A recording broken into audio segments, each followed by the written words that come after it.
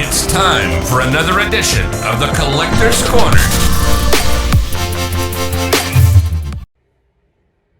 Aloha, and welcome to another edition of Collector's Corner, brought to you by our friends at the Sadistic Penguin Studios. I am your host, Aloha Mr. Han, the notorious man of questionable character.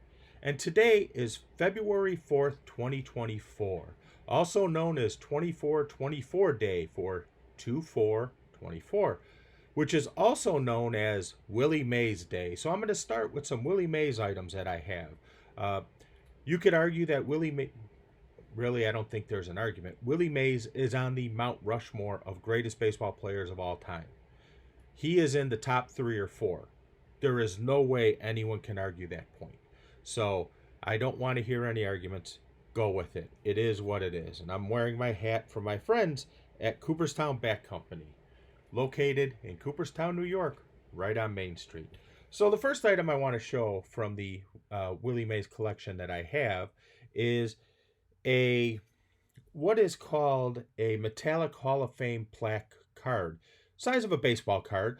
These were put out in the mid to late 80s, and they were done by year, so it was released year by year. And I believe the last year that they have is 1989's class, which contains Yastrzemski and Johnny Bench. I believe that is the last year that they were issued for. So every Hall of Famer up to that point had a metallic card made. Obviously, some of them you could get autographed, some of them you couldn't. Example, if you see a Babe Ruth one or a Lou Gehrig one, run away. It's a forgery because they did not exist when those guys were alive. Also a Roberto Clemente one. I've told the Roberto Clemente story before. But this is the Willie Mays. I'm trying to get it out of the light there so you can see. The Willie Mays metallic card authenticated by Beckett. You can see there's the authentication number. There's his signature right at the top. And basically this card is a replica of his Hall of Fame plaque. It basically has the plaque on there with the inscription on the plaque and everything else. So that's what it is. The next item is a postcard of his Hall of Fame plaque, authenticated by our friends at JSA. You can see there, same thing. It's the same thing as the card, just bigger, and it's a postcard with the plaque on it. The next item is a Perez Steel Hall of Fame postcard, authenticated by our friends at PSA. You can see right there, Willie Mays. There's his signature. Willie is still with us. Unfortunately, I've heard rumors about his health is not the greatest. He is no longer signing, partially because of his health issues. So if you're hoping to go out there and get a Willie Mays autograph, you're going to have to look on the secondary market. And if you do want to get one, I strongly suggest you get one that's authenticated by PSA, Beckett, or JSA, because there's a shit ton of forgeries out there. The next item is, as a lot of people know, I am a huge fan of the Popfly Pop Shot website and the artwork that they do. This is the Willie Mays tribute cover that they did around his famous catch in the Game 1 of the 1954 World Series in the Polo Grounds off the bat of Vic Wertz. The key thing about this play, they talk about it on the Ken Burns' baseball documentary, is if you ever watched Willie Mays, and I've only seen highlights, I was alive at the end of his playing career, but I was just a little too young for it to register. If he had a ball, he would pop his glove. He'd do this. That meant he was going to catch it. If he didn't get this, he didn't know if he was going to catch it. But once he knew he was catching it, you got this. And if you go back and watch plays with him, you could see this on almost every single catch he ever makes. It's a fascinating little tick that he has that I found incredible. And they go into it on the documentary. And I also recommend watching the Willie Mays documentary that was on HBO, I believe it was last year. It's a fantastic case study about him, his career, and everything else. And don't forget, Willie Mays is also a vet. He served and lost a couple seasons to military service, 52 and 53, I believe it was. He was back in 54 when he won his first of 2 MVP awards and also won the World Series with the New York Giants at the time. Remember, it was the New York Giants until the end of the 1957 season. Then it became the San Francisco Giants. And it also almost became the Minnesota Giants because originally, before they moved to San Francisco, the Giants were looking at moving to Minneapolis.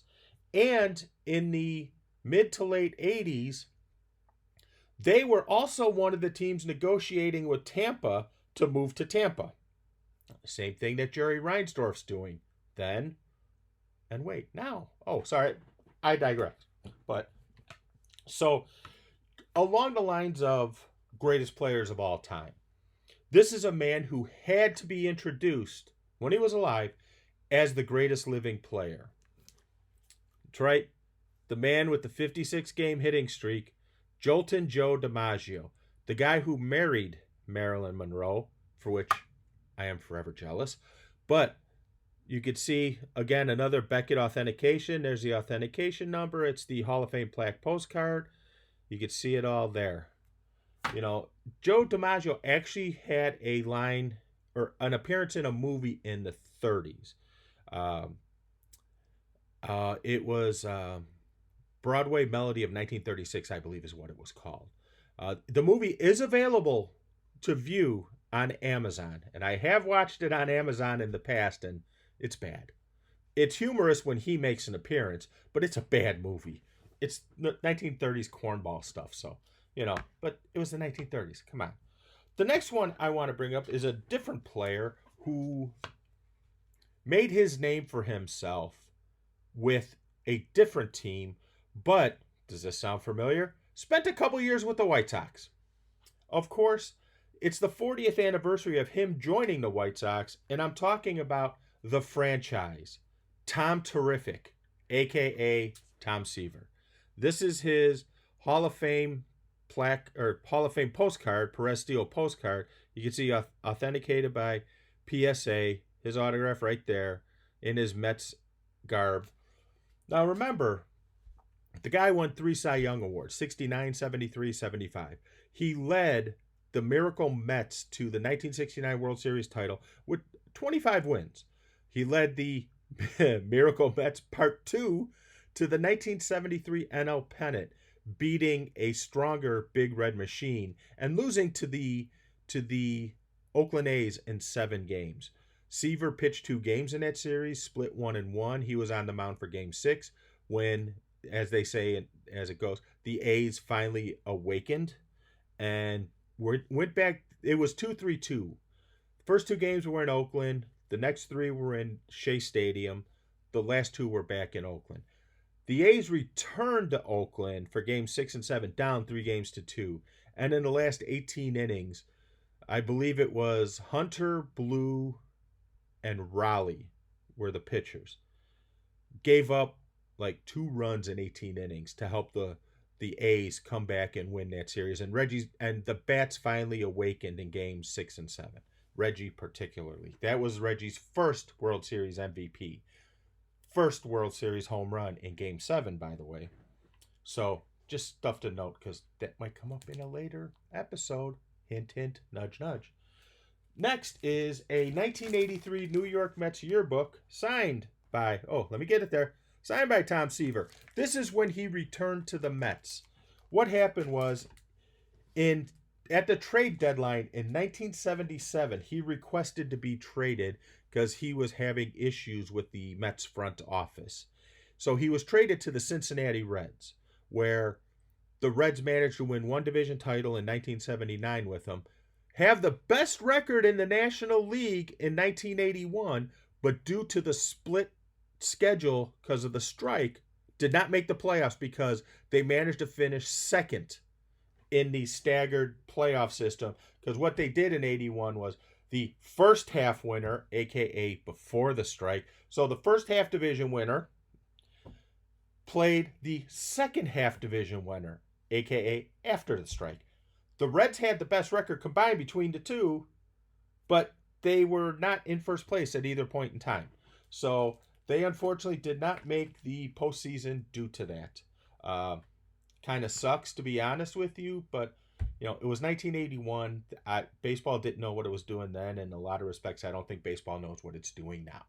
But another item in the Seaver vein, a Hall of Fame program from his induction ceremony. You will see that he was inducted with Hal Newhouser, who, by the way, is an answer to a trivia question that I'll give you right now. If you are ever asked this trivia question, Hal Newhouser is the pitcher answer. Name the players who have won back-to-back MVP awards for each position. Now, there are some positions that had multiple, but just to give you a hint, Hal Newhouser was the pitcher. The catcher, Yogi Berra. Third base, Mike Schmidt. Shortstop, Let's Play 2, Ernie Banks. Second base, Little Joe Morgan. First base, the Big Hurt, Frank Thomas is an answer. The outfield, you got the M&M boys, Maris and Mantle. Maris in 60 and 61, Mantle 56 and 57. You have Dale Murphy, who accomplished the feat in 82 and 83. Barry Bonds, 92 and 93, and then his run after getting enhanced. But Hal Newhouser is the answer for the pitcher, just so you know. Now, moving on to a couple other unique, different kind of things that I have. The first is, everyone who knows me knows I am a huge Seinfeld fan, and I was able to find this. This is a Jason Alexander, a.k.a. George Costanza, assistant to the traveling secretary, autographed made-up baseball card with Buck Showalter. When Buck Showalter was managing the Yankees, Buck Showalter did appear in the episode complaining about Danny Tartable's swing. Somebody was messing with Tartable's swing. We all know who that was. Right, George? But I love this card. One of my holy grail items is to get an autographed baseball from George Costanza, assistant to the traveling secretary. I have actually reached out to his agency about it, and I have not heard anything back yet, but I keep trying.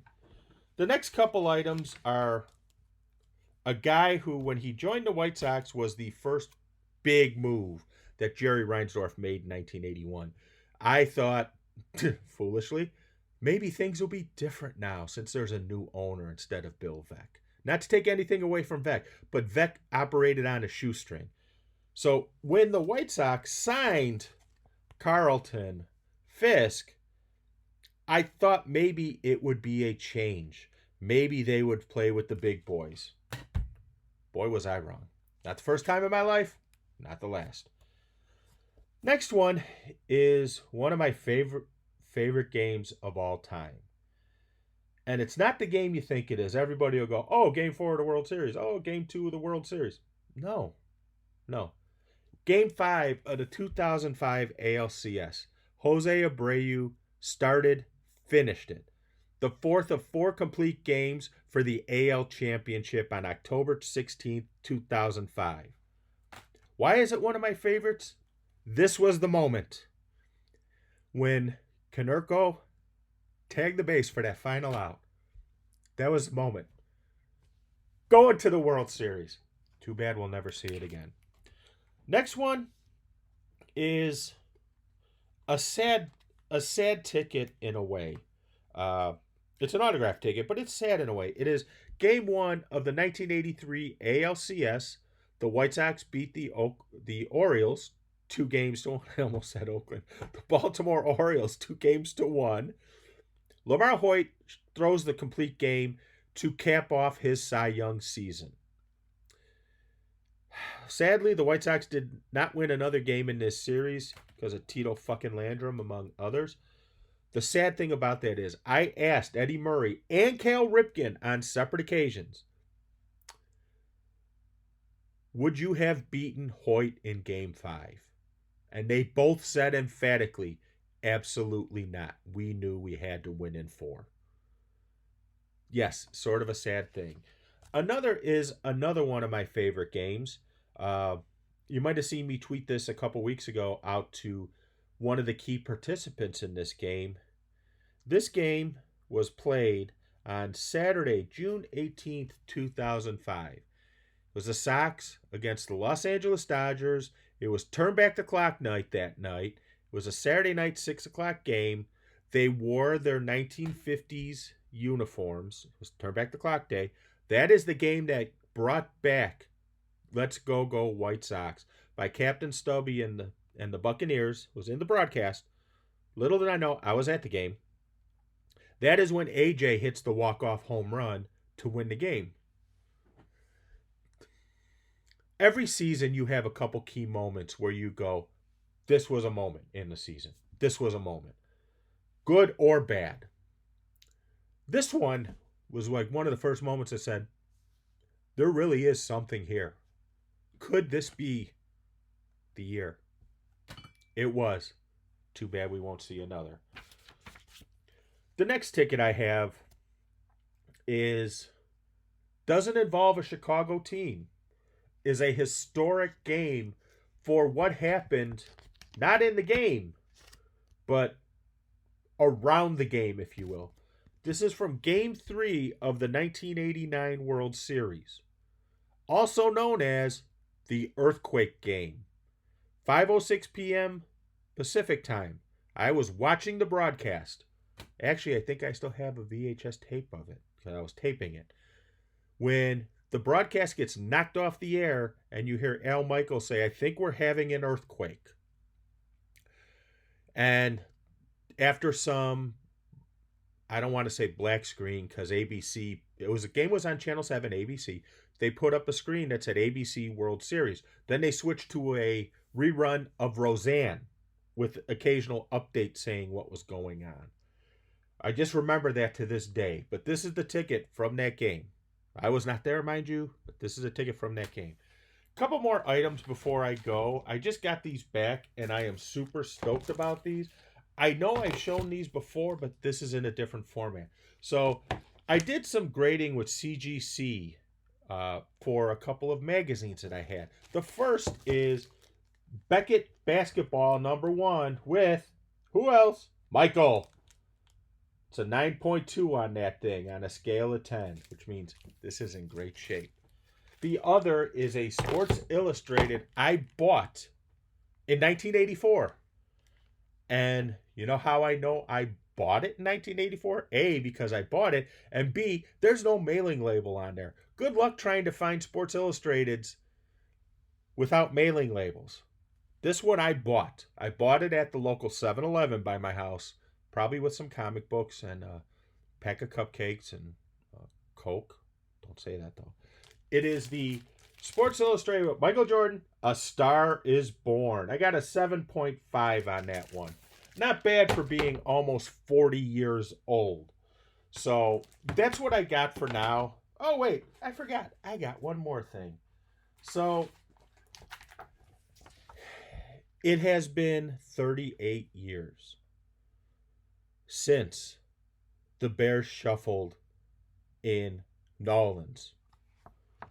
A few months ago, this man was in town, and I got one of my favorite things I've ever seen autographed. It is the Rolling Stone with Jim McMahon on the cover, autographed by Jim McMahon. He put Mad Max on there because I asked for the Punky QB, but he will not sign Punky QB because he did not write the song.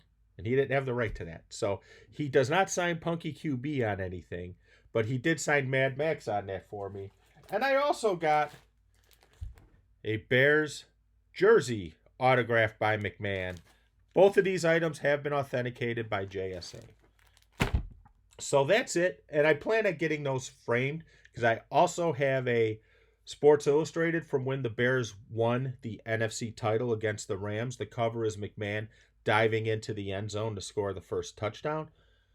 Plan on getting all those framed together like I did recently with a Larry Bird jersey that I got, that I posted pictures of, and a Johnny Bench jersey that I've had for a while. So, hope you enjoyed. Don't forget to go check out the guys at the Sadistic Penguin Studios. And everyone, go out and celebrate Willie Mays Day and have a good one. Spring training will be here before you know it. Let's go. Later.